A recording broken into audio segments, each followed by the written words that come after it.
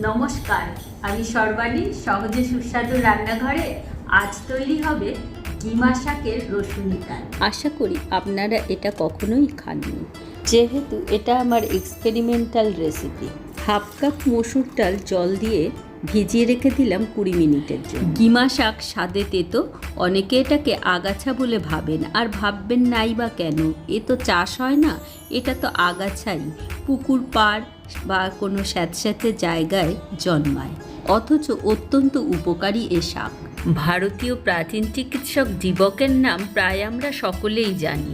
তার শিক্ষা প্রায় সমাপ্ত হলে আচার্য তাকে তক্ষশিলাকে কেন্দ্র করে 1 যোজন দূরত্ব থেকে এমন একটি উদ্ভিদ সংগ্রহ করে আনতে বলেন যার মধ্যে কোনো ঔষধি গুণ নেই।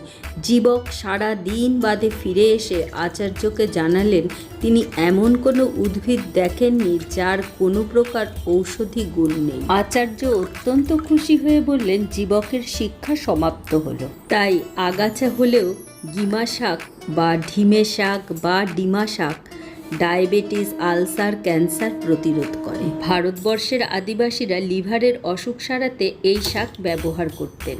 ডালটা একটু গাঢ় করতে হবে, তাই অল্প জল দিয়েই গাঢ় করে সেদ্ধ করে নিতে হবে। মুখে রুচি আনে, অ্যাজমা, ফুসফুস সংক্রান্ত রোগ নিরাময়ের ক্ষমতা রাখে গিমা শাক। বদহজম, ব্যথা, বেদনা, প্রদাহ, হাড়ের ব্যথায় খুবই উপকারী এই শাক। অ্যাসিডিটি ও গ্যাসের প্রকোপ কমায়।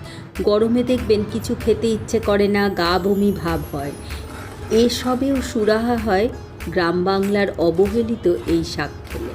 প্রচুর পরিমাণে ভিটামিন সি থাকে। 100 গ্রাম শাকে 7.9 মিলিগ্রাম ভিটামিন সি থাকে। ডালটা ভালোভাবে সেদ্ধ হয়ে গেলেই শাকটা দিয়ে দিতে হবে। শাকটা খুব বেশিক্ষণ রান্না করার দরকার হবে না। ভিটামিন সি এর অভাবজনিত রোগ স্কারভিতে উপকার মেলে এই শাক খেলে। নিয়ে নিতে হবে একটা গোটা রসুন। বেশি করে রসুন দিলে স্বাদ গন্ধটা যেমন বেড়ে যায়, তেমনি উপকারটাও বেড়ে যায়।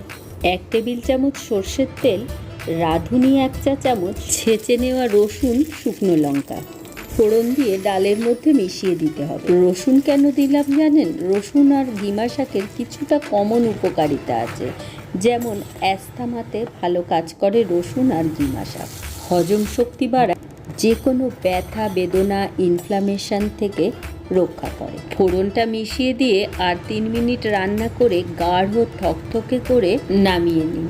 শরীরের খারাপ কোলেস্টেরলকে দ্রুত কমিয়ে দেয় রসুন। গরম ভাতের সাথে খান গিমা শাকের রসুনি ডাল।